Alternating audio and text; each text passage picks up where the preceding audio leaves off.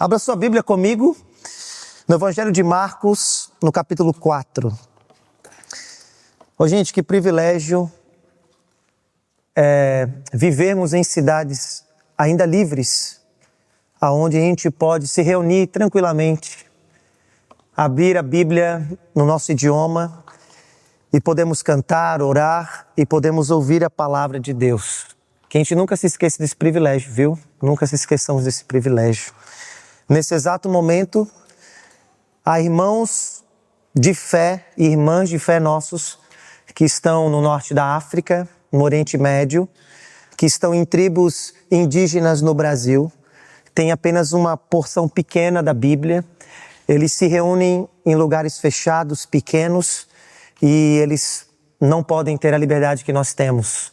E que a gente nunca se esqueça deles e que nunca nos esqueçamos do privilégio que é no domingo, o primeiro dia da semana, o dia da ressurreição de Jesus, a gente começar a semana nos alimentando da nossa fé, crendo que Deus está conduzindo a história e a nossa vida por desfecho final da sua glória. Bom, Evangelho de Marcos, capítulo 4, verso 35 ao 41, deixe-me refletir junto com vocês nessa tarde um tema muito importante. Como lidar com tempestades imprevisíveis da nossa vida? Qual é o lugar do sofrimento e das provações na vida daqueles que conhecem a Deus e que seguem a Jesus? Ok? Essa é uma passagem linda, linda. Rembrandt, um pintor holandês, ficou tão fascinado por essa passagem que ele decidiu pintar um quadro nessa passagem, Jesus acalmando o mar da Galileia. E eu também fiquei tão impressionado com o quadro que eu e a minha esposa, a gente mandou emoldurar e temos lá na nossa sala para a gente sempre lembrar que quando tempestades vêm, Jesus está no barco e o porquê que ele manda tempestades na nossa vida. E na nossa casa nós temos o costume, quando alguém está ansioso ou irritado, nós mandamos a pessoa ir para a sala ficar uns 3 minutos contemplando o quadro, para ver se ela se acalma, tá bom? É uma boa prática, tem ajudado um pouco. Tá? Diz assim o texto da palavra de Deus. Naquele dia, sendo já tarde, Jesus disse aos discípulos: vamos passar para outra margem. E eles, despedindo a multidão, o levaram assim como estava, no barco, e os outros barcos o seguiam. Ora, levantou-se um grande temporal de vento, e as ondas se arremessavam contra o barco, de modo que o mesmo já estava enchendo de água. E Jesus estava na popa fazendo o quê, gente? Dormindo sobre o travesseiro. Os discípulos o acordaram e lhe disseram: Mestre, o Senhor não se importa que vamos morrer? E ele, despertando, repreendeu o vento e disse ao mar: acalma-se, fique quieto. E o vento se aquietou e tudo ficou bem calmo. Então Jesus, voltando-se para os discípulos, perguntou: por que vocês são tão medrosos? Como que ainda vocês não têm fé?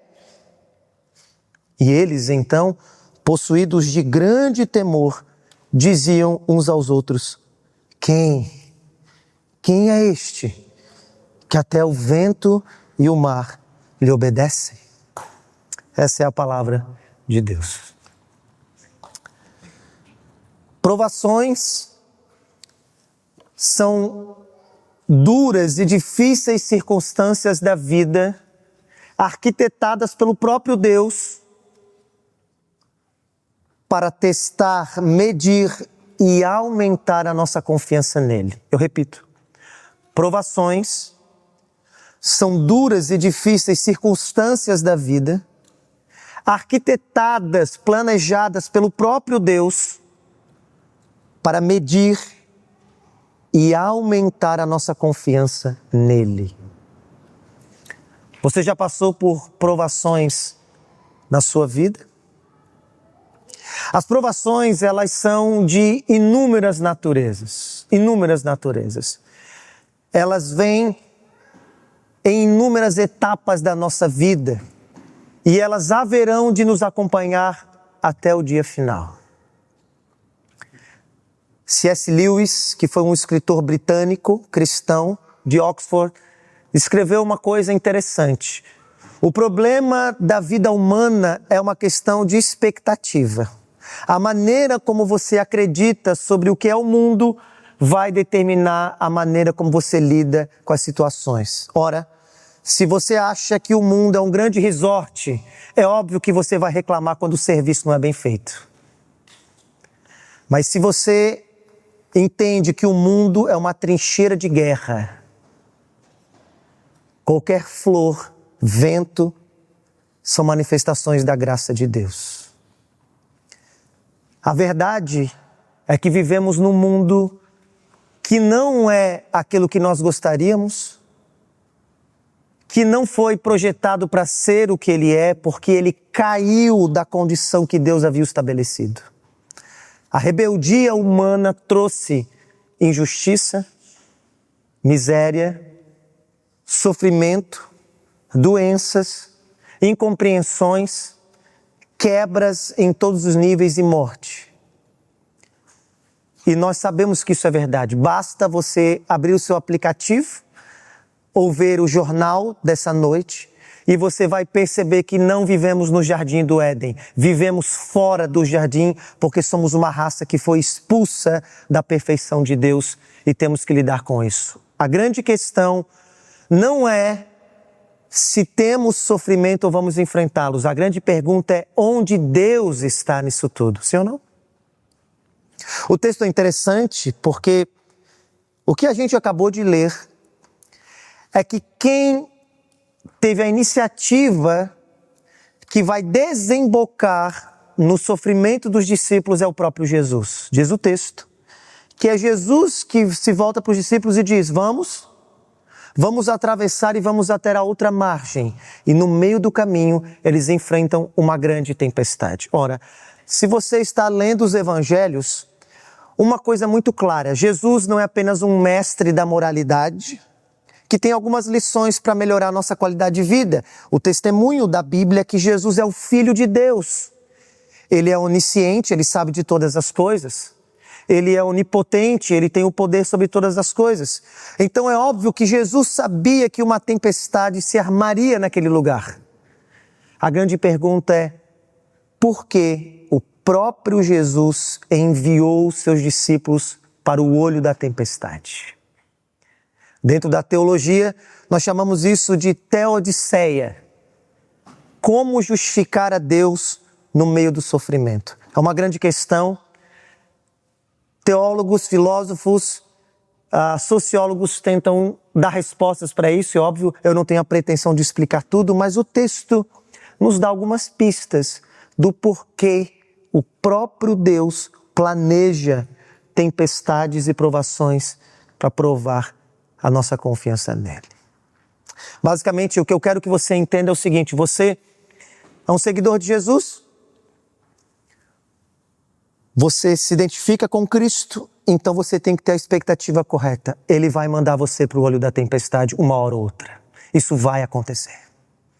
E se você está passando por isso agora, eu quero que você saiba que essa é a vida com Jesus. Ele faz essas coisas. Ele faz essas coisas.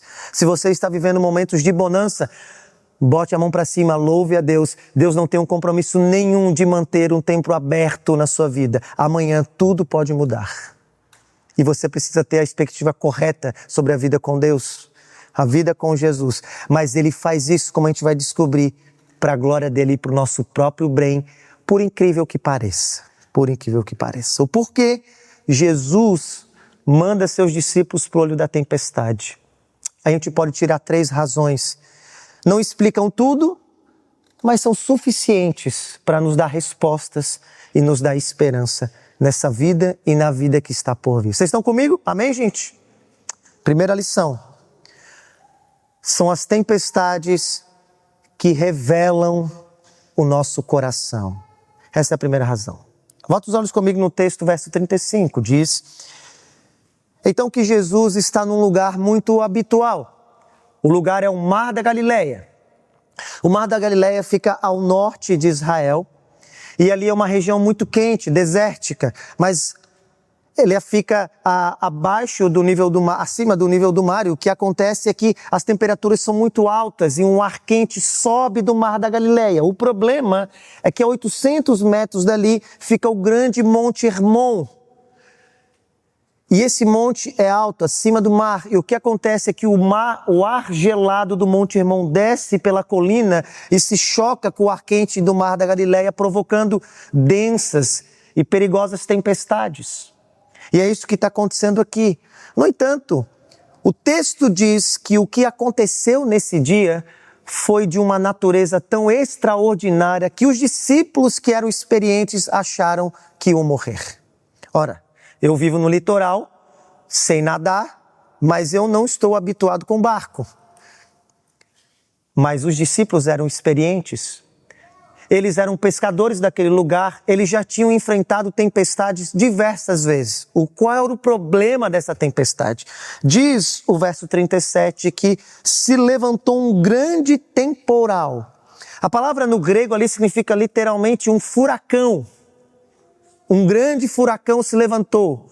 Ou seja, a tempestade que os discípulos enfrentaram naquele dia foi algo que eles nunca tinham visto e nunca tinham enfrentado. Primeiro, ela foi imprevisível. Basicamente diz que era final de tarde. As tempestades no Mar da Galileia basicamente são durante o dia, mas ali já era quase noite. Eles não esperavam por aquilo. E é interessante porque as provas que Deus nos manda, geralmente, nós não estamos esperando, não é verdade? Nós nunca estamos esperando que a maré mude. É verdade, alguns de nós são mais pessimistas, não é mesmo? Alguns de nós sempre estamos desconfiados que algo ruim está para acontecer, mas a maioria de nós vive a vida sem pensar, não sei, não acho provável que amanhã vou estar com câncer. Muitos de nós não pensam, sim, acho que vou perder minha esposa daqui a 2 anos. Nós não pensamos assim, porque situações de prova geralmente são imprevisíveis. Segundo, não apenas elas são imprevisíveis, elas também são incontroláveis. Diz o texto que os pescadores experientes já tinham tentado de tudo, mas a água estava entrando para dentro do barco de maneira que eles já não tinham mais o que fazer. Você consegue imaginar essa cena? Você já teve alguma situação de desespero? Eu tenho um filho e nós não sabíamos que o nosso filho Heitor era alérgico a ovo. Então a minha sogra, que eu amo demais, também não sabia. De manhã cedo, antes de nós, meu filho já tinha acordado, fez um café da manhã com ovos mexidos para o meu filho. E ele comeu. E acabou que a alergia tomou conta dele e ele começou a ficar vermelho e inchado. Nós não sabíamos. Tentamos de tudo e a alergia só piorava. O que aconteceu? Nós saímos correndo e eu furei todos os sinais que tinham na cidade. E tomei várias multas para levar ele para o hospital. Por quê? Porque estava fora do nosso controle, não é mesmo? São assim as situações da nossa vida. Elas fogem do nosso... E o próprio Deus faz isso. Tira situações do nosso controle. Mas o que acontece? O que Jesus está fazendo, gente? Nesse dia, verso 38, Jesus está na popa fazendo o quê, gente? Dormindo. Eu sempre me pergunto, que ser humano, numa situação dessa, consegue dormir, não é mesmo? Só pode ser Deus, não é? Só pode ser Deus. Apenas Deus dorme na tormenta. Seres humanos normais ficam desesperados. O texto diz que as ondas se levantavam e se lançavam sobre o barco. A sensação dos discípulos é que eles iam morrer. E então, no finalzinho do verso 38, eles vão até Jesus. E agora eu quero que você entenda. Eles acordam Jesus e eles não perguntam, eles questionam. E qual foi o questionamento? Senhor, tu não te importas? Pare e pense nessas palavras. Senhor, tu não te importas. Nós não podemos ser rápidos para julgar os discípulos, não é mesmo? Porque no fundo o que a Bíblia está revelando é que esse é o coração de cada um de nós. Esse é o grito que surge da alma de alguém que está passando por situações imprevisíveis e incontroláveis. E esse é o sentimento de todo aquele, mesmo uma pessoa religiosa, quando parece que Deus permite que tais coisas aconteçam, faz a gente questionar: Senhor, por que parece que tu não te importas? Esse é o grito de uma jovem de 20 anos que depois de uma consulta do médico recebe um diagnóstico que está com câncer de mama. Senhor, tu não te importas? Esse é o grito de um homem que tem que enfrentar um doloroso processo de divórcio depois de mais de 20 anos casado. Senhor, tu não te importas?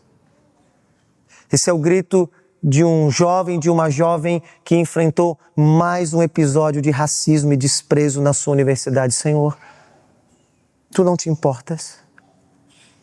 Você já fez uma oração dessa? Eu já fiz. Já fiz. Contei lá na igreja de Caldas rapidamente.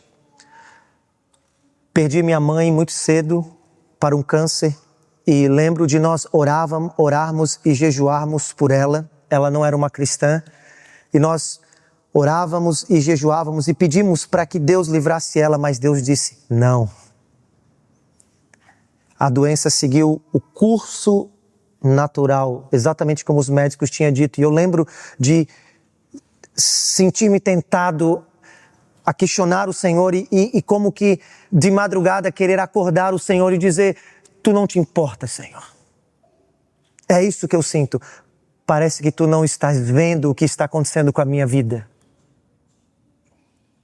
E sabe o que é interessante? Deixa eu perguntar para você. Você não precisa ter muito conhecimento bíblico para dizer que Jesus não é uma pessoa que não se importa, não é verdade? Se tem uma tônica dentro da Bíblia é que Jesus é cheio de compaixão e misericórdia, de que Jesus chorava com aqueles que choravam, de que Jesus se compadecia, de que não havia nenhum sofrimento e nenhuma dor pela qual o Filho de Deus não se comovia profundamente, não é mesmo? Mas por que será que nós, quando enfrentamos sofrimento, ainda temos a tendência de pensar que o Senhor não se importa? Porque ainda há uma mentalidade em nós, e havia uma mentalidade nos discípulos, de associar o sofrimento com o descaso de Deus. Quando essa mentalidade não é uma mentalidade correta. E Jesus precisa ensinar os discípulos e dizer: sim, é bem possível eu amar alguém e ainda essa pessoa passar por duras provas nessa vida. Não meça o meu amor por você nas circunstâncias que você está enfrentando. Porque o meu amor não é medido conforme as coisas que eu dou. Jesus não quer que nós o amemos baseando o nosso amor como uma resposta naquilo que Ele tem a oferecer. Jesus Ele sabe que o coração humano mede o amor com base nas bênçãos que tem e não com base no doador das bênçãos. E é por esse motivo que Jesus permite que o sofrimento venha, para que no nosso coração revele, seja tratado e manifestado e amadurecido de que o amor dele por nós é com base em quem ele é e não com base naquilo que ele pode oferecer. Deu para entender, meus queridos? E é somente situações imprevisíveis e incontroláveis que tratam o nosso coração. Deixa eu dar um exemplo para você. Você já teve ratos na sua casa? Eu já tive ratos na minha casa. Você já teve ratos na sua casa? Se você não teve ratos na sua casa, você conhece alguém que já teve ratos na sua casa. Você não consegue pegar ratos na sua casa se você chegar de mansinho.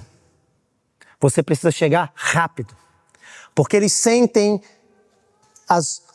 os tremilhar do chão, eles sentem intuitivamente a presença, eles rapidamente se escondem e você não consegue encontrá-los. Da mesma maneira que você só consegue pegar os ratos chegando de surpresa, o nosso coração só vem para fora quando as circunstâncias nos pegam de surpresa. Você não sabe o quanto há de inveja no seu coração até que Deus dê para outra pessoa aquilo que você mais queria. Você não sabe o quanto a vaidade há dentro de você enquanto Deus tem que expor as suas fraquezas na frente de outras pessoas. Você não sabe o quanto você é apegado a bens materiais até que Deus tire o seu trabalho. Você não sabe o quanto você duvida do amor dele por você até que ele tenha que colocar você no olho da tempestade. Tempestades são importantes e necessárias, porque somente elas têm o poder de revelar o nosso coração. E por isso que eu quero que você entenda uma coisa importante. Quando eu e você achávamos que as tempestades eram coisas ruins, na verdade as tempestades são a própria manifestação da graça e da bondade dele. Porque Deus ama tanto a gente que ele é capaz de ver a gente sofrer para arrancar de nós a única coisa que pode nos afastar dele e pode nos matar, a nossa desconfiança e a nossa tendência de corromper a nossa relação com ele. Por isso, se você está passando dificuldades, olhe pelas lentes da Bíblia e da Palavra de Deus. Tempestades são para o nosso bem. Amém, gente? Uma segunda aplicação que eu quero fazer para você, eu não sei aqui em Portugal, mas no Brasil está cada vez mais famoso Teologia da Prosperidade. Teologia da Prosperidade é um ensino e as igrejas estão cheias de pessoas. São pastores falsos que ensinam as pessoas que se elas virem para Jesus, elas vão ter saúde, elas vão ter dinheiro e todos os seus sonhos vão se realizar. Não existe nada mais contrário do que a Bíblia, porque nós estamos vendo que o que Jesus às vezes faz é o contrário. Jesus prefere que você tenha uma saúde ruim, mas que você tenha uma fé firme e um coração no lugar. Jesus prefere que você tenha pouco, mas herde a glória eterna do que ter muito e estar se enganando e estar longe dele. Você me entendeu? Então, não dê ouvidos a falsos mestres da prosperidade. Prefira pregadores, prefira igrejas que preguem a Bíblia e não imaginação humana. Amém, gente? Porque Deus manda tempestades para revelar e tratar o nosso coração. Essa é a primeira razão. Mas uma segunda razão. Volta os olhos comigo no verso 39. A segunda razão do porquê tempestades vêm é para aumentar a nossa fé. Aumentar a nossa fé. Olha o verso 39. Diz que então ele, despertando do sono, Jesus, ele repreendeu o vento e o mar e disse: acalma, fique quieto. Tente imaginar essa cena. Eu sempre fico muito impressionado. Nos tempos de Jesus havia muitos feiticeiros, muitos curandeiros, mas todos eles tinham que invocar alguma magia, fazer algum ritual para tentar controlar a realidade, os elementos da natureza. Mas Jesus aqui simplesmente acorda, e agora é uma coisa minha, eu imagino ele esfregando os olhos, despertando, olhando para a tempestade e o vento, e ele simplesmente olha e diz: acalme-se, fique quieto. Os teólogos dizem que essa expressão fique quieto era uma expressão tirada do mundo da pedagogia, ou seja, assim como os professores, os pedagogos ou os pais falavam com as crianças bagunceiras para elas se acalmarem, Jesus olhou na tempestade uma criança bagunceira e com a ordem da sua voz repreendeu ela para que ela ficasse quieta. Jesus não é tipo um personagem de Harry Potter. Já viram Harry Potter? Tirando a sua varinha e invocando uma magia. Não, ele simplesmente diz e tudo se acalma. O texto diz que não apenas o vento ficou quieto, mas o mar também ficou como, gente? Muito calmo. Nós vivemos no litoral, eu e você sabemos que mesmo depois que o vento se acalma, as ondas ainda continuam a quebrar na costa, não é mesmo? Mas nesse momento, as duas coisas acontecem ao mesmo tempo. O vento se aquieta e o mar se acalma. Se no primeiro momento os discípulos questionam Jesus, agora é o contrário. Jesus questiona os seus discípulos. E a pergunta de Jesus, então, no verso 40 é: por que vocês são tão medrosos? E por que é que vocês ainda não têm fé? Pense nessa pergunta de Jesus. Por que o seu coração ainda está tão abalado? Você realmente acha que eu não me importo com você? Você realmente acha que eu vou deixar você?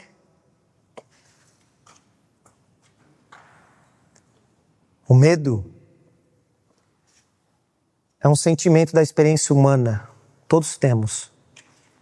Medo é a sensação de que aquilo que está diante de nós irá nos prejudicar. E Jesus está dizendo: você realmente acha que eu vou permitir que tal coisa que está acontecendo com você seja capaz de destruir você? Porque você tem medo. E a segunda pergunta de Jesus: por que você ainda não tem fé? A maneira como Marcos verteu o verbo aqui no original é interessante. A nossa tradução para o português não pega, não é por que vocês não têm fé. A expressão grega é onde está a sua fé. Jesus não está falando de quantidade de fé, mas do lugar da fé. Aonde está a sua fé? Onde você está se agarrando?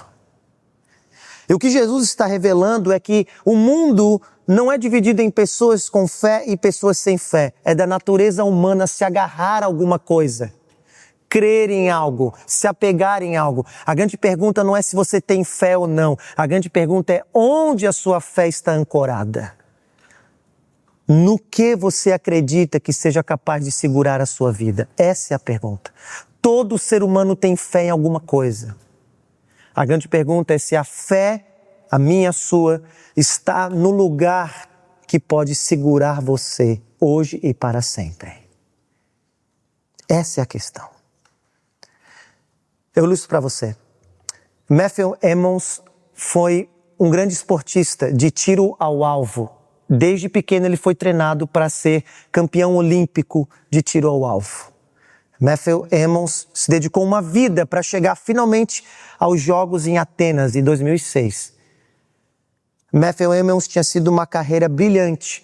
Nas eliminatórias dos Jogos Olímpicos, ele foi impecável e chegou à grande final. Na final, Matthew Emmons tinha o tiro que iria lhe consagrar. O tiro pelo qual ele trabalhou a vida inteira. O momento que ele tinha se preparado a vida inteira finalmente havia chegado. Naquele dia, na prova em Atenas, na Grécia, Matthew Emmons deu o tiro mais certeiro da história. Contudo, no alvo do colega do lado, do seu adversário. E ele foi desclassificado com o melhor tiro de todos os tempos. Por quê? Porque havia errado o alvo. Uma grande fé, uma grande confiança num lugar errado te leva para a ruína. Mas uma pequena fé no lugar certo te traz uma grande salvação. E é isso que Jesus está nos ensinando. A pergunta não é o tamanho da sua fé, mas aonde você está ancorando a sua vida. E é por isso que Jesus precisa mandar tempestades, porque o nosso coração tende a se apegar em coisas que não têm o poder de sustentar a gente. A maneira de nós percebermos onde está a nossa fé é nos perguntar onde o nosso coração descansa. Onde o nosso coração descansa. Se você está passando uma crise financeira e você tem as promessas do cuidado e da bondade de Deus, mas se o seu coração só descansa quando o dinheiro cai na conta, não é na providência de Deus que você descansa, mas sim no dinheiro. Se você anda com o coração atribulado e carente e você vive buscando relacionamentos, se você não consegue ficar sozinho, no fundo não é no amor de Jesus que você descansa, mas sim no amor humano, você entende? E é por isso que Jesus precisa enviar a gente para as tempestades, para que a nossa fé, a nossa confiança saia das coisas e passe nele e nele somente. Por isso, mais uma vez eu repito, se você passar por dificuldades, lembre Dificuldades são enviadas por Jesus para que você confie mais nele e nele somente. Por isso, quando tempestades vierem, é tempo de você alimentar quem é Jesus para você. Quem é Jesus para você? Salomão, o grande rei judeu, tem uma coisa interessante. Há um tempo determinado para todas as coisas. Há tempo de sorrir e tempo de chorar. Há tempo de fazer paz e tempo de guerrear, é assim. E o que Salomão está nos lembrando é a mesma coisa que Marcos está nos lembrando. Um dos princípios de sabedoria da vida é não tratar a vida do mesmo jeito sempre. Quando tempestades vierem, é o tempo de você buscar mais a Deus, mais a Jesus, alimentar mais a sua alma, para que você possa ser aprovado diante das provas que Ele manda. Amém, gente? Tempestades vêm para revelar o nosso coração, para tratar a nossa fé, mas por fim, para redirecionar a nossa esperança. Olha o finalzinho do verso 40. Verso 41 diz que agora, quando eles viram que a tempestade se acalmou, eles são possuídos de grande temor. A palavra temor aqui na Bíblia é fobia, literalmente fobia. E Marcos quer que você veja o contraste. Antes os discípulos estavam com fobia da tempestade, não é mesmo? Mas agora estão com fobia de quem, gente? De Jesus. Antes eles estavam com medo e atribulados por causa da tempestade, mas agora, diante de tudo que eles viram, eles estavam tomados de um temor diante de Jesus. E eles então agora, se antes Marcos quer que você veja os discípulos questionando a Jesus, depois Jesus questionando os discípulos, agora o texto termina os discípulos questionando eles uns aos outros. E o que eles questionam, diz o verso 41, quem é este que até o vento e o mar lhe obedecem? A nossa cultura perdeu isso de vista, mas na cultura judaica antiga, o mar era o símbolo do mal e do caos no mundo. Os gregos e os romanos acreditavam tanto nisso que eles acreditavam que havia uma divindade dentro dos mares, Poseidon, e que ninguém passaria pelo mar se não caísse nas mãos de Poseidon, porque o mar era o símbolo do mal, do caos. Quando você lê os salmos, você vê os salmistas judeus dizendo que Deus habita por cima dos mares. A gente lê o salmo de número 46, o mar se enfurece, esbraveja. No livro de Apocalipse diz que no final dos tempos não haverá mais mar. E isso não é porque Deus não gosta de surfistas, porque Ele gosta. É porque o mar é um símbolo. E os judeus sabiam, os discípulos sabiam. E quando eles veem Jesus de Nazaré acalmando o mar e o mar obedecendo a eles, eles sabiam do que se tratava. Eles tinham uma convicção. Aquele homem que dormia no barco, de fato, era Deus. Era Deus. Pare e pense. Esse texto não está aqui para dizer para mim e para você que Jesus vai acalmar todas as tempestades que virão na nossa vida. Não é. Esse texto está aqui para nos lembrar que um dia tudo que é de mal que se levanta contra nós será finalmente extirpado e acalmado. É para onde a história está caminhando. É para onde as coisas estão correndo. Enfrentaremos tempestades aqui, enfrentaremos dores aqui, enfrentaremos a própria morte de frente aqui. Mas Deus já começou a sua longa jornada de inverter a lógica da maldade do mundo e acalmar o mundo no caos. E é para onde a história vai rumar. É nisso que você acredita? Se você não acredita em Deus, se você não segue Jesus, eu te pergunto, no que você espera que vai trazer ordem e paz nessa vida? É em políticos? É realmente em políticos? Você realmente acredita que ideologias humanas e políticos vão conseguir acabar com a injustiça? Você realmente acredita nisso? Você acha que é o dinheiro? Você acha que o dinheiro terá o poder de impedir a minha, a sua vida da doença, da morte, das injustiças, da maldade? Não há dinheiro que possa blindar a gente dessas coisas. Não há políticos que possam blindar a gente dessas coisas. Só existe uma única esperança para a vida humana. de que Jesus de Nazaré tem acalmado essa tempestade e que Ele vai completar essa obra de um dia acalmar todas as tempestades dessa vida. E é nisso que nós esperamos. É nisso que nós aguardamos. Por isso, quando tempestades pequenas vierem, lembre que Jesus já começou a colocar as coisas em ordem. E um dia você verá um mundo renovado, sem doença, sem injustiça, sem morte. Aqueles que nós perdemos em Cristo serão de novo colocados diante da nossa presença e não haverá mais separação nenhuma, porque Deus será tudo em todos e Ele enxugará dos nossos olhos toda lágrima. Amém? Quando tempestades vierem, lembre que Jesus já começou a acalmar as tempestades. Até lá, continue confiando em Jesus. Até lá, continue tendo esperança em Jesus. Até lá, continue crendo que Ele manda em tempestade para nós, não por descaso, mas justamente porque Ele nos ama. Ele está nos dando algo muito maior. E é nesse sentido que os apóstolos disseram que as leves e momentâneas tribulações que nós enfrentamos nessa vida estão revertendo para nós um grande peso de glória na vida que está por vir. Os cristãos são os únicos que conseguem viver com as duas coisas necessárias nesse mundo caído: realidade e esperança.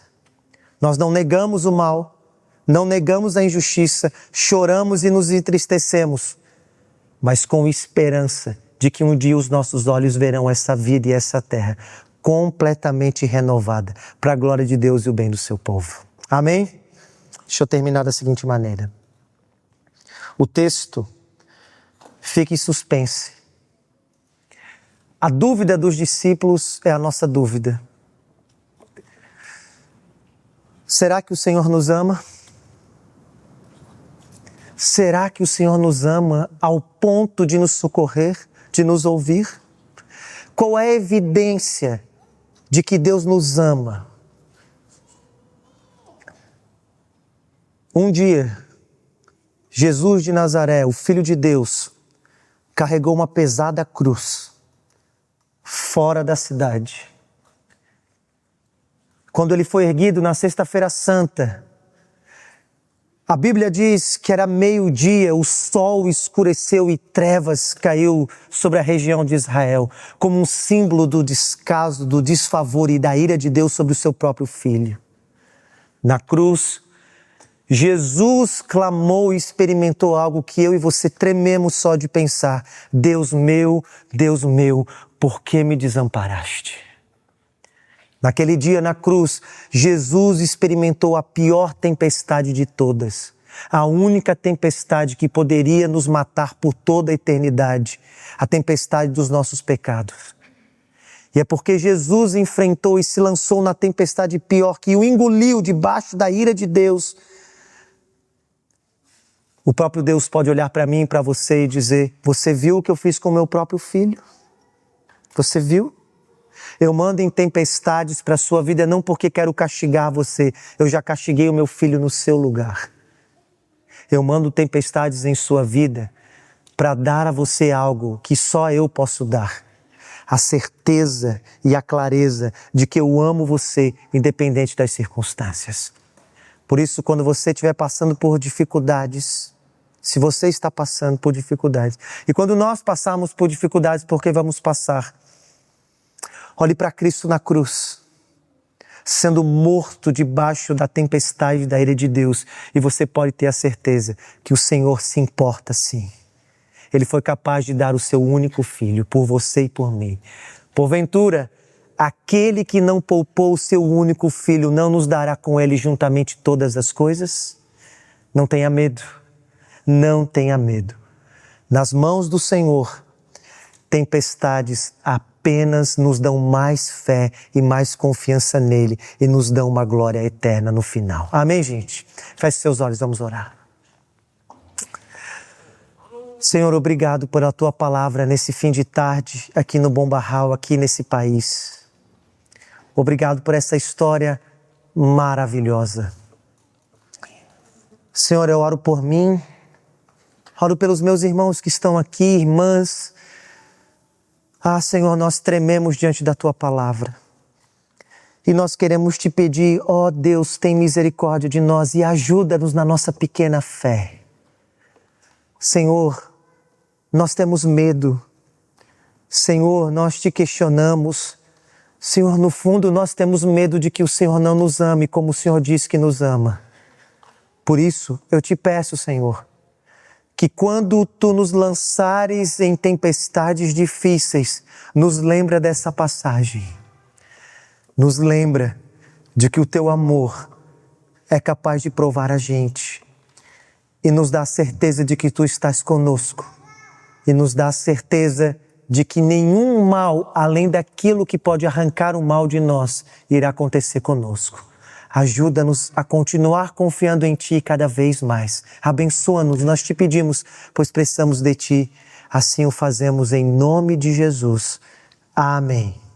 Amém. Gente, obrigado pelos seus ouvidos, viu? Obrigado pelos seus ouvidos. Que Deus te abençoe. Espero poder ter te abençoado um pouquinho nesse fim de tarde. Amanhã é segunda-feira. Sei que você tem grandes desafios. Que você leve essa palavra no seu coração. Que você guarde isso. Amém, gente? Amém. Pastor Giovanni.